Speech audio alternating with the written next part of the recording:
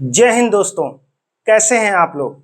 मैं अरुण कुशवाहा आप सभी लोगों का स्टूडेंट टीचर एकेडमी पर स्वागत करता हूं। तो आइए आज की चर्चा को प्रारंभ करते हैं। साथियों, पिछली क्लास में हम लोगों ने डेवलपमेंट, ग्रोथ, मैच्योरिटी और लर्निंग यानी कि विकास, वृद्धि, परिपक्वता और अधिगम, इनके अर्थ को समझा था तथा इनके आपसी संबंधों को जाना था। इस वीडियो को देखने के बाद आप लोग मेन टाइप्स ऑफ डेवलपमेंट यानी विकास के मुख्य प्रकारों को समझ सकेंगे। तो अगर सवाल यह है कि विकास कितने प्रकार का होता है, तो विकास अनेक प्रकार का हो सकता है, लेकिन जो विकास के मुख्य प्रकार होते हैं वो चार ही हैं: physical development, cognitive development, social development और इमोशनल डेवलपमेंट। यानी कि शारीरिक विकास, बौद्धिक विकास, सामाजिक विकास और संज्ञानात्मक विकास। तो आइए इन सभी को क्रम से समझते हैं। जो पहला विकास है, विकास का प्रकार है, वो है फिजिकल डेवलपमेंट। फिजिकल यानी कि शारीरिक विकास।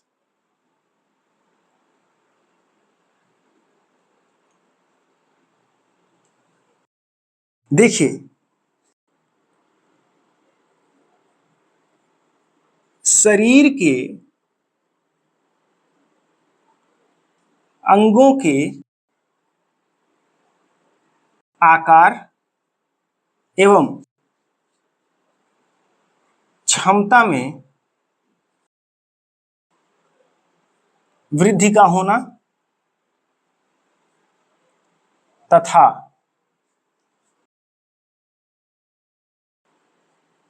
शरीर के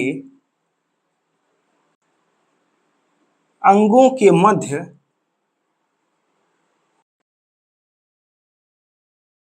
सामंजस्य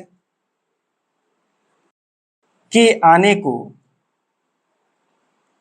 शारीरिक विकास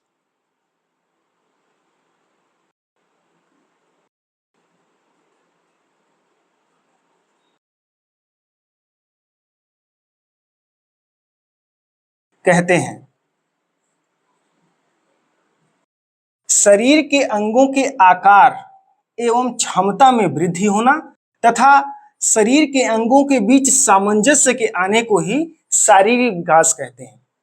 आइए अब इन टर्म्स को समझते हैं। शरीर के अंगों के आकार में वृद्धि होना, इसका अर्थ है कि शरीर का लंबाई में, वजन में, शेप एंड साइज में बढ़ना। शरीर की क्षमता में वृद्धि होना, इस शरीर की क्षमता में वृद्धि होने का अर्थ है चलना, दौड़ना, उछलना, कूदना, भागना, वजन उठाना, इन सब क्षमताओं में होने वाली वृद्धि। और इन्हीं क्षमताओं में होने वाली वृद्धि को फिजिकल मैच्योरिटी कहते हैं। फिजिकल यानी कि शारीरिक परिपक्वता।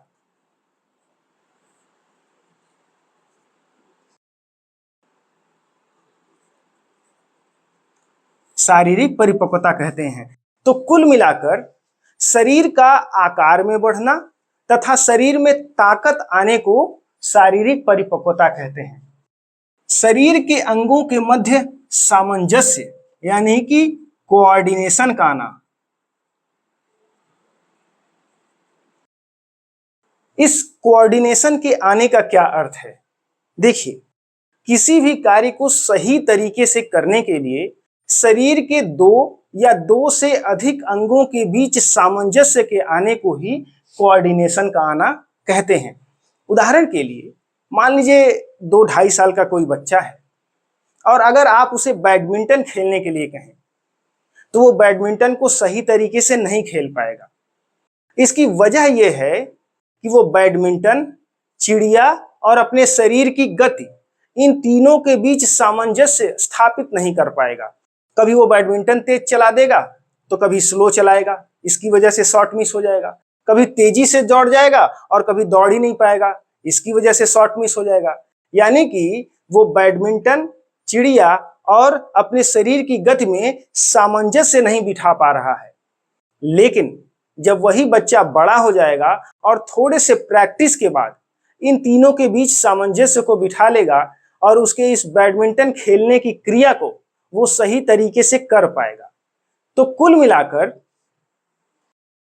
शरीर के अंगों का आकार में बढ़ना और उनकी क्षमता में वृद्धि होना तथा शरीर के अंगों के बीच सामंजस्य के आने को ही शारीरिक परिपक्वता या शारीरिक विकास कहते हैं। देखिए, फिजिकल डेवलपमेंट से ही बच्चे का मोटर डेवलपमेंट जुड़ा हुआ है। मोटर डेवलपमेंट यानी कि गतिक कौशलों का विकास।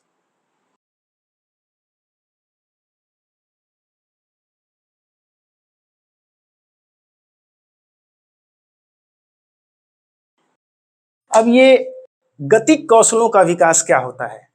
देखिए, शरीर को सही तरीके से गति करने के लिए जिन कौशलों के विकास की आवश्यकता होती है उन्हें गतिक कौशलों का विकास कहते हैं।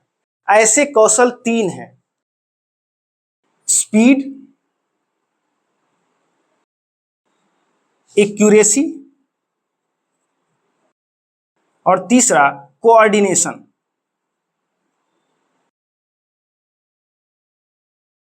स्पीड का अर्थ है कि आप अपने शरीर का प्रयोग करते हुए कितनी तेज गति से कोई काम कर पा रहे हैं। एक्यूरेसी का अर्थ है कि तेज गति से करते हुए भी वो काम कितनी सटीकता से कर पा रहे हैं। और कोऑर्डिनेशन का अर्थ अभी हम लोगों ने समझा कि किसी कार्य को सही तरीके से करने के लिए शरीर के अंगों के मध्य सामंजस्य का आना। और इन्हीं तीनों के विकास को हम लोग मोटर डेवलपमेंट यानी कि शरीर के गतिक कौशलों का विकास कहते हैं। देखिए, ये मोटर डेवलपमेंट 2 तरह का होता है: ग्रॉस मोटर स्किल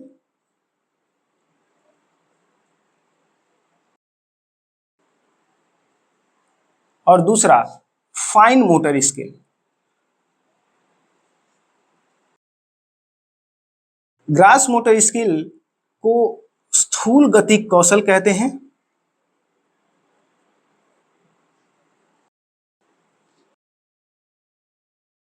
और फाइन मोटर स्किल को सूक्ष्म गतिक कौशल कहते हैं।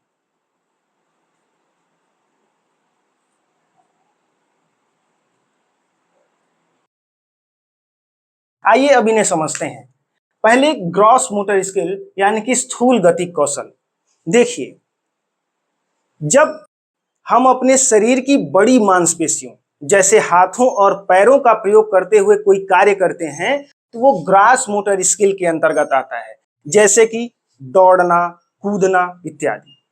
जब हम अपने शरीर की छोटी मांसपेशियों जैसे हाथों की उंगलियों और आंखों के कोऑर्डिनेशन के वजह से कोई कार्य करते हैं तो वो फाइन मोटर स्किल के अंतर्गत आता है, जैसे लिखना, चित्र बनाना, कढ़ाई करना इत्यादि।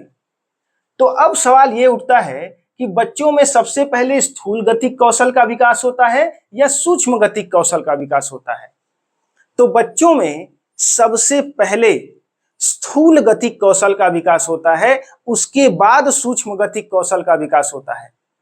जैसे कि मान लीजिए, अगर कोई छोटा सा बच्चा है और उसे आप कोई बॉल कैच करने को कहें तो वो अपने पूरे शरीर का इस्तेमाल करते हुए उस बॉल को कैच करेगा, यानी कि अपने शरीर की बड़ी मांसपेशियों का प्रयोग करते हुए उस बॉल को कैच करेगा। और वो बच्चा जब बड़ा हो जाएगा तो सिर्फ अपने हथेली का प्रयोग करते हुए उस बॉल को कैच कर लेगा।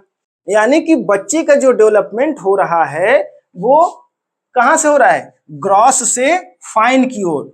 यानी कि बच्चे का विकास स्थूल से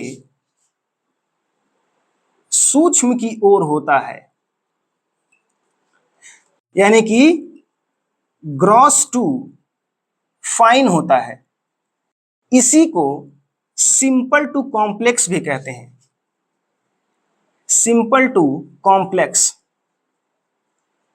या इसी को जनरल टू स्पेसिफिक भी कहते हैं।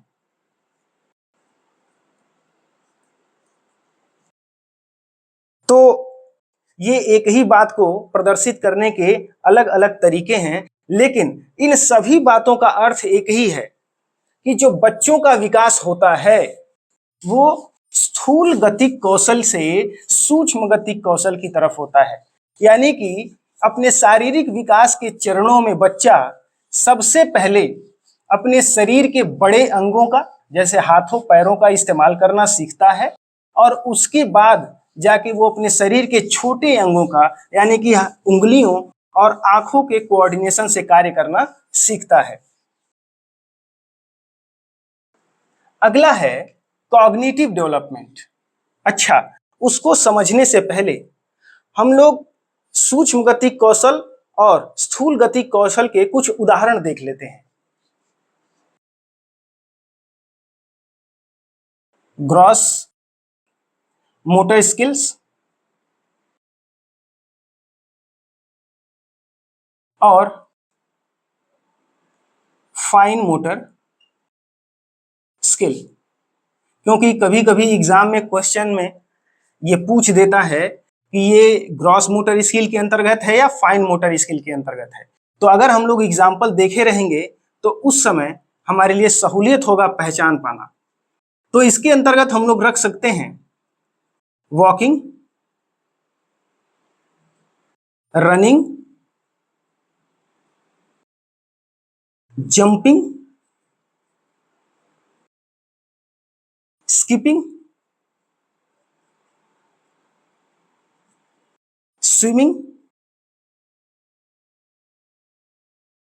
Dancing, driving. तो इन उदाहरण से आप ये स्पष्ट अंदाजा लगा सकते हैं, हालांकि ये लिस्ट बनाई जाए तो काफी लंबी लिस्ट हो जाएगी, लेकिन इन कुछ एक उदाहरणों के माध्यम से आप आसानी से ये समझ सकते हैं कि हम शरीर के बड़ी मांसपेशियों, जैसे हाथों और प्रयोगों के माध्यम से जिस कार्यों को करते हैं वो सारे इस ग्रास मोटर स्किल यानी कि स्थूल गतिक कौशल के अंतर्गत आते हैं। फाइन मोटर स्किल्स के कुछ एग्जाम्पल देखें तो वो हो सकते हैं राइटिंग, ड्राइंग, पेंटिंग,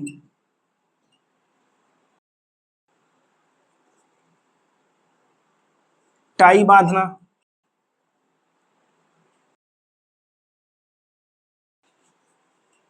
जूता बांधना। ये चीजें एग्जाम में क्वेश्चन के रूप में पूछी जा चुकी हैं, इसलिए मैं इनको एग्जाम्पल के रूप में यहां पे मेंशन कर रहा हूं, इस पर ध्यान दीजिएगा।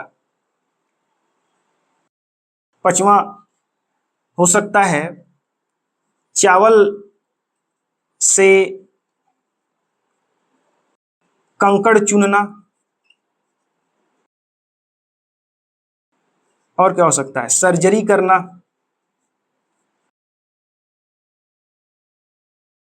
मेहंदी लगाना, काजल लगाना,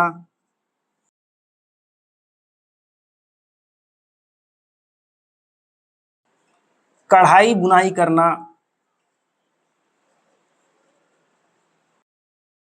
इत्यादि। ये भी लिस्ट आप अगर बनाएं तो काफी लंबी होगी, लेकिन इन उदाहरणों के माध्यम से आप अच्छे से ये आइडिया लगा पाएंगे कि किस तरह के कार्यों को हम लोग फाइन मोटर स्किल के अंतर्गत रखेंगे और किस तरह के कार्यों को हम लोग ग्रास मोटर स्किल के अंतर्गत रखेंगे। तो इन दोनों को पढ़ते हुए हम लोगों ने ये समझा कि वे सभी कार्य जिनको हम लोग हाथों और पैरों यानी कि शरीर की बड़ी मांसपेशियों का प्रयोग करते हुए करते हैं वो सभी स्थूल गति कौशल के अंतर्गत आती हैं, और वे सभी कार्य जिनको हम लोग अपने हाथों की उंगलियों और आंखों के कोऑर्डिनेशन के साथ करते हैं वो सभी कार्य सूक्ष्म गति कौशल के अंतर्गत आते हैं। अगला है कॉग्निटिव डेवलपमेंट। कॉग्निटिव यानी कि संज्ञानात्मक विकास।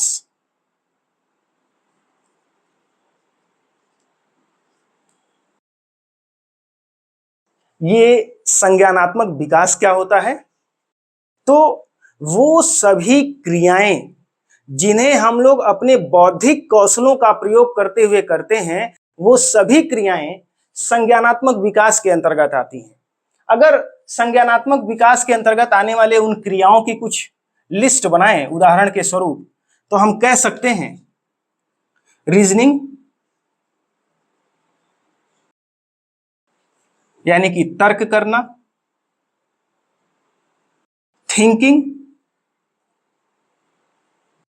यानी कि विचार करना, प्रॉब्लम सॉल्विंग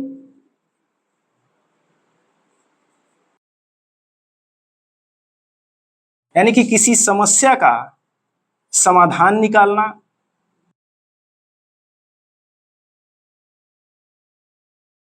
डिसीजन मेकिंग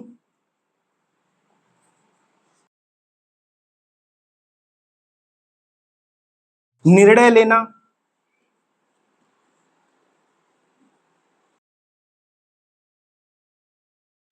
और हो सकता है इमेजिनेशन।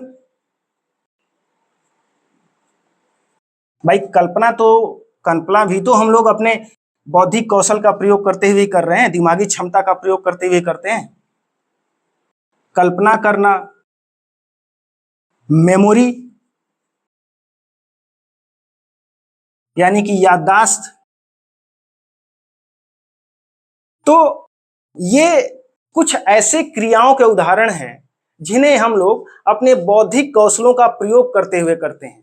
तो कुल मिलाकर जितने भी कार्य हम अपने दिमाग के प्रयोग से करते हैं, वे सभी कार्य संज्ञानात्मक विकास के अंतर्गत आते हैं।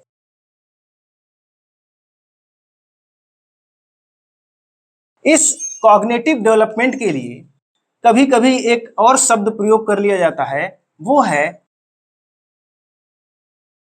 मेंटल डेवलपमेंट, यानी कि मानसिक विकास।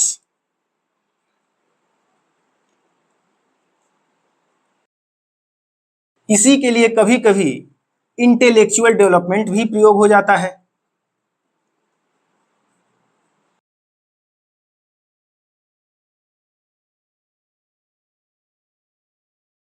यानी कि बौद्धिक विकास।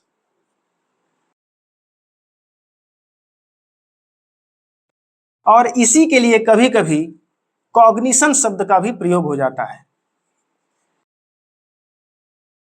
तो शब्द कोई भी प्रयोग हो, इन सभी शब्दों का अर्थ एक ही है कि वे सभी कार्य जिनको हम अपने दिमाग के प्रयोग से करते हैं, वो सभी कार्य मानसिक विकास या बौद्धिक विकास या कॉग्निटिव डेवलपमेंट के अंतर्गत आते हैं।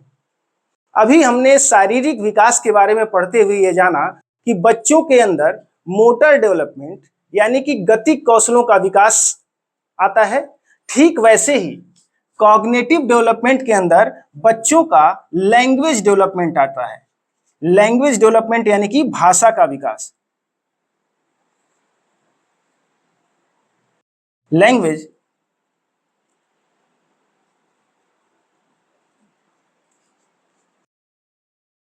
यानी कि भाषा विकास। भाषा विकास बच्चे के बौद्धिक विकास के अंतर्गत आता है।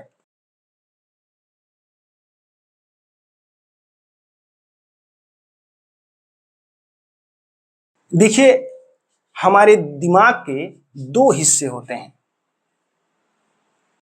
एक है लेफ्ट ब्रेन और दूसरा है राइट ब्रेन।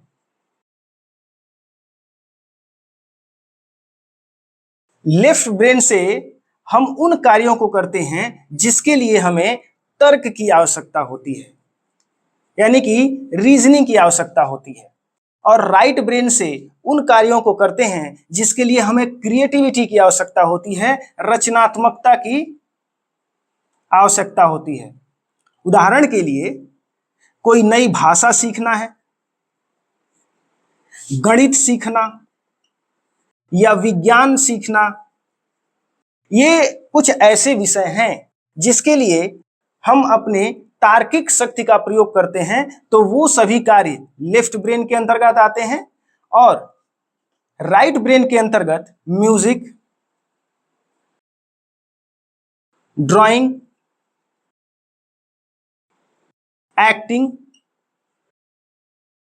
ऐसे कार्य जिनको करने के लिए हमें क्रिएटिविटी की जरूरत है, रचनात्मकता की जरूरत है, वो सभी कार्य राइट ब्रेन से करते हैं। तो कुल मिलाकर हमने ये समझा कि हमारे दिमाग के दो हिस्से हैं, लेफ्ट ब्रेन जितने तार्किक कार्य करते हैं वो सभी लेफ्ट ब्रेन से करते हैं, और सारे क्रिएटिविटी यानी रचनात्मकता वाले कार्य राइट ब्रेन से करते हैं। और वे सभी कार्य जो हम अपनी दिमागी क्षमता का प्रयोग करते हुए करते हैं, वो सभी कार्य कॉग्निटिव डेवलपमेंट के अंतर्गत आते हैं। अगला है सोशल डेवलपमेंट। सोशल यानी कि सामाजिक विकास।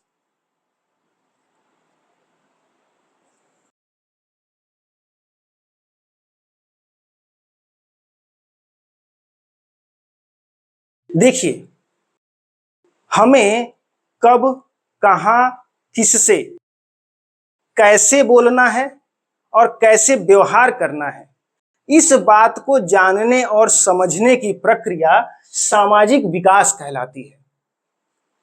चूंकि हम सभी समाज में रहते हैं और हर समाज के अपने कुछ नियम, रीति रिवाज और तौर तरीके होते हैं। अगर हमें उस समाज में रहना है तो हमें उन नियमों को, उन रीति रिवाजों और तौर तरीकों को न सिर्फ सीखना होगा बल्कि अपने व्यवहार का हिस्सा भी बनाना होगा। क्योंकि अगर ऐसा नहीं कर पाए तो वो समाज हमें एक गलत व्यक्ति के तौर पर, एक असामाजिक तत्व के रूप में देखेगा। इसीलिए बच्चों के सामाजिक विकास पर इतना ध्यान दिया जाता है। जैसे हम लोगों ने शारीरिक विकास पढ़ते हुए जाना कि बच्चों का जो मोटर डेवलपमेंट होता है वो शारीरिक विकास से जुड़ा हुआ है। बच्चों का लैंग्वेज डेवलपमेंट उनके कॉग्निटिव यानी कि बौद्धिक विकास से जुड़ा हुआ है। उसी तरह से बच्चों का मोरल डेवलपमेंट यानी कि नैतिक विकास उनके सोशल डेवलपमेंट यानी कि सामाजिक विकास से जुड़ा हुआ है। ये नैतिक विकास होना जरूरी क्यों है?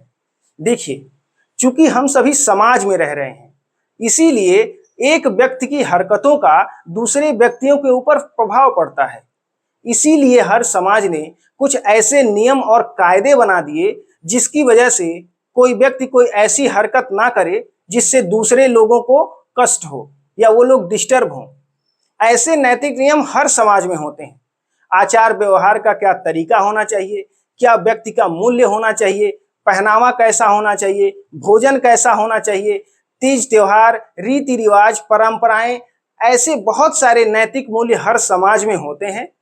और अगर समाज में सही तरीके से रहना है तो हमें उन नैतिक नियमों को समझना होगा और उनको अपने व्यवहार का हिस्सा बनाना होगा, ताकि बच्चा या कोई भी व्यक्ति उस समाज में सही तरीके से एडजस्ट हो सके। और जब सही तरीके से समाज में एडजस्ट हो पाएगा तभी वो अपना सर्वांगीण विकास कर पाएगा। इसीलिए बच्चों के सोशल डेवलपमेंट और उनके मोरल डेवलपमेंट पे इतना जोर दिया जाता है। तो कुल मिलाकर हमने ये समझा कि बच्चों के अंदर इस तरह की बातों के विकास को ही सोशल डेवलपमेंट कहते हैं। अगला है इमोशनल डेवलपमेंट। इमोशनल यानी कि सामवेगिक विकास।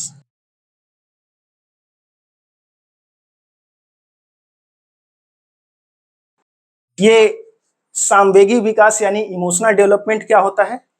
देखिए, व्यक्ति का दूसरों के तथा खुद के भावनाओं को समझना, उन्हें सही तरीके से प्रदर्शित करना तथा उन्हें मैनेज करने के कौशल के विकास को ही सांवेगिक विकास कहते हैं। देखिए, रैथस ने कहा है कि इमोशंस हमारे अंदर रंग भरते हैं। अगर हम कभी खुश ना हो या दुखी ना हो तो हम सब मशीनों के जैसे हो जाएंगे, रोबोट्स बन जाएंगे। या फिर हम सब हमेशा एक ही मूड में रहें, अगर खुश हैं तो खुशी रहें, या फिर दुखी हैं तो हमेशा दुखी रहें। वो भी एक अच्छी जिंदगी जीने के लिए अच्छा नहीं है, उसमें भी आदमी परेशान हो जाएगा। तो कुल मिलाकर व्यक्ति के इमोशंस में उतार चढ़ाव होते रहना उसके नॉर्मल जीवन जीने के लिए बहुत उपयोगी होता है। और अगर इमोशंस में इतना उतार चढ़ाव हो रहा है तो उन इमोशंस को अच्छे से समझना, उन्हें किस तरह से एक्सप्रेस करना है, प्रदर्शित करना है, इस बात को समझना और अपने इमोशंस को मैनेज करना, सही तरीके से कंट्रोल करना भी एक आदमी को अच्छे से जानना चाहिए। इसीलिए बच्चों के इमोशनल डेवलपमेंट पे इतना जोर दिया जाता है। और डेनियल गोलमैन ने तो यहां तक कहा कि किसी व्यक्ति का आईक्यू कितना है उससे ज्यादा महत्वपूर्ण यह है कि वो व्यक्ति इमोशनली इंटेलिजेंट कितना है। क्योंकि मान लीजिए एक व्यक्ति का आईक्यू बहुत ज्यादा है, वो काफी बुद्धिमान है, लेकिन छोटी छोटी बातों पर वो चिढ़ जाता है, तो ऐसे में उसका बुद्धिमान होना कोई खास काम का नहीं होगा। क्योंकि मान लीजिए किसी दिन किसी एक छोटी सी बात पे वो चिढ़ गया और उससे कुछ ऐसी हरकत हो गई, कुछ ऐसी गलती हो गई जिसके लिए उसे हो सकता है बहुत लंबे समय तक पछताना पड़े या कोई दूसरा कष्ट झेलना पड़े। तो इसीलिए व्यक्ति का जितना महत्वपूर्ण आईक्यू होना है, उसका समझदार और बुद्धिमान होना है, उससे ज्यादा महत्वपूर्ण व्यक्ति का इमोशनली इंटेलिजेंट होना है। इसीलिए बच्चों के इमोशनल डेवलपमेंट पर आजकल इतना जोर दिया जा रहा है। तो ये बच्चों के विकास के चारों मुख्य प्रकार रहे। आज के वीडियो में बस इतना ही। अगली क्लास में हम लोग स्टेजेस ऑफ डेवलपमेंट यानी कि विकास की अवस्थाओं के बारे में पढ़ना प्रारंभ करेंगे। अगर ये वीडियो आपको पसंद आया तो इसे लाइक करके चैनल को सब्सक्राइब करिए तथा बेल आइकॉन दबा करके इस वीडियो को शेयर कर दीजिए किसी ऐसे व्यक्ति के पास जिसके लिए यह वीडियो लाभकारी हो सके। तो आज के लिए बस यहीं तक, मिलते हैं अगली क्लास में, तब तक के लिए जय हिंद।